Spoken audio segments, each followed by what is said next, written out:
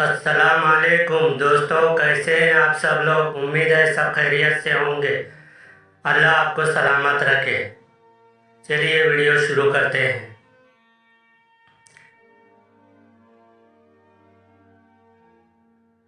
बुद्धि से भरा घड़ा। एक बार किसी बात पर अकबर बीरबल से नाराज हो गए और उन्होंने बीरबल को राज्य छोड़कर कहीं दूर चले जाने का आदेश दे दिया। बीरबल ने अकबर से बीरबल ने अकबर के आदेश का पालन किया और राज्य छोड़कर चले गए।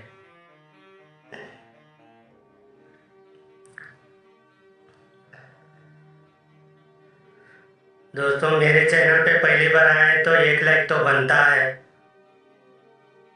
कुछ समय बीतने के बाद आकर कुछ समय बीतने के बाद अकबर को बीरबल की याद आने लगी। कहीं महत्वपूर्ण मुद्दे पर बीरबल का मशवरा अकबर को निर्णय लेने में मदद करता था, इसलिए बीरबल के बिना निर्णय लेने में अकबर को असुविधा होने लगी। आखिरकार उन्होंने अपने सैनिकों को बीरबल को ढूंढने के लिए भेजा। सैनिकों के कई गांव में बीरबल को ढूंढने का प्रयास किया, लेकिन बीरबल नहीं मिला। कई जगह पर पूछताछ करने के बाद भी बीरबल का पता ठिकाना नहीं मिल सका और अकबर के पास सैनिक बैरन लौट आए। अकबर किसी भी सूरत में बीरबल को वापस लाना चाहते थे। इसके लिए उन्होंने एक युक्ति सूझी। सैनिकों के माध्यम से उन्होंने अपने राज्य के सभी गांव के मुखियाओं को संदेश भिजवाया। संदेश इस प्रकार था: एक माह के भीतर एक घड़ा बुद्धि भरकर उस घड़े के साथ दरबार में उपस्थित हो। ऐसा न कर पाने की स्थिति में बुद्धि की जगह घड़े में हीरे जवाहरात भर कर देना होगा।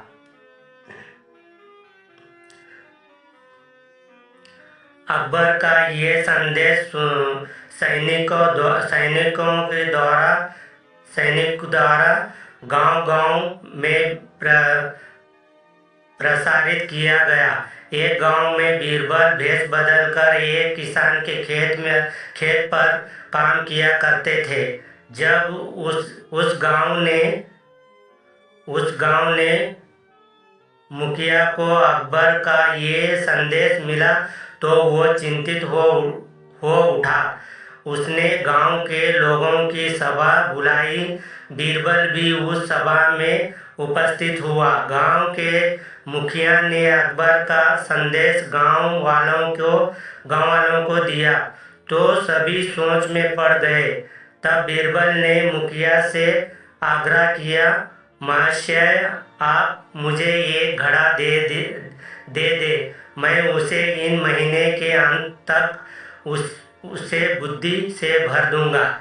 मुखिया के पास और कोई चारा नहीं था। उसने एक घड़ा बीरबल को दे दिया। बीरबल वहां घड़ा लेकर किसान के उस खेत पर चला गया जहां वो काम किया करता था। वहां उसने कद्दू उगाए थे।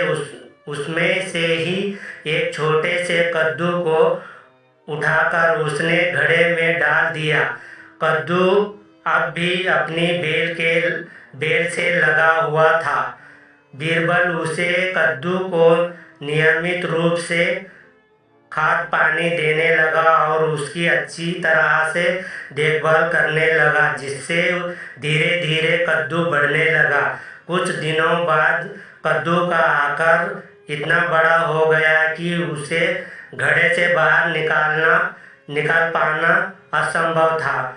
कुछ और दिन बीतने के बाद बीतने के बाद जब कद्दू का आकार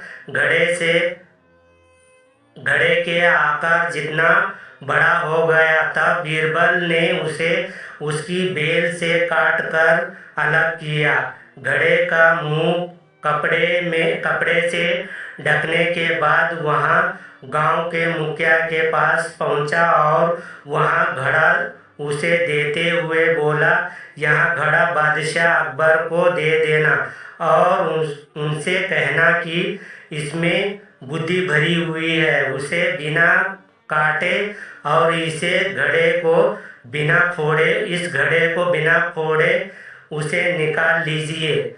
मुखिया बादशाह अकबर के दरबार पहुंचा और उसने अकबर को घड़ा सौंपते हुए वैसा ही कहा जैसा बीरबल ने उसे कहने के लिए बोला था। अकबर ने जब घड़े के ऊपर से कपड़ा हटाया और उसमें झांक कर देखा तो उसमें उन्हें कद्दू दिखाई दिया। वे समझ गए कि इतने दूर की सोच सिर्फ बीरबल की ही हो सकती है। पूछने पर मुखिया ने बताया कि यहाँ उसके गांव के एक किसान के खेती में काम करने वाले व्यक्ति ने किया है। अकबर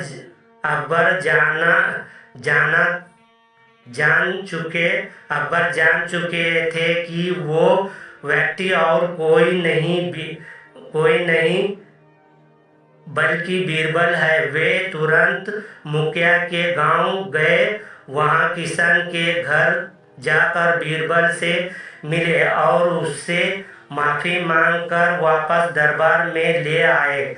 सिख हर समस्या का कोई न कोई हल अवश्य होता है।